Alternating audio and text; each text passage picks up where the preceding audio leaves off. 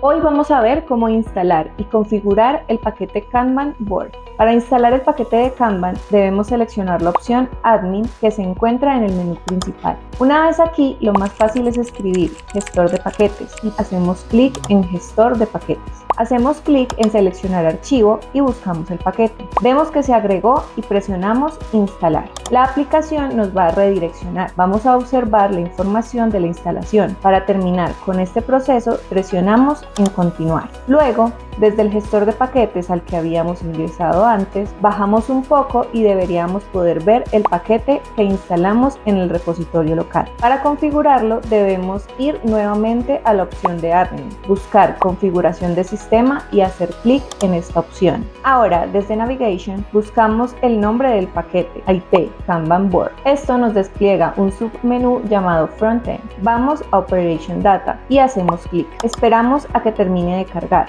Una vez hecho, bajamos hasta la configuración State List. Para agregar más estados, hacemos clic en el más que está a la derecha. Escribimos los estados que necesitemos y una vez terminemos, los agregamos haciendo clic en el símbolo del check de color verde. Vamos a eliminar los estados por defecto. Para hacer esto, damos clic en el símbolo del menos que tiene cada estado. Por último, enumeramos cada estado en el orden que necesitemos. Y para guardar los cambios realizados, debemos hacer clic en el check azul que está a la derecha. Finalmente, debemos de subir y hacer clic en Deployment para desplegar los cambios realizados en el resto de la aplicación. Presionamos Deploy Select Change. La aplicación nos obliga a escribir un comentario. Lo escribimos y presionamos Deploy Now. Después de esperar unos segundos, un mensaje de éxito deberá aparecer. Nos dice que el despliegue fue realizado y que me redireccionará a la página principal.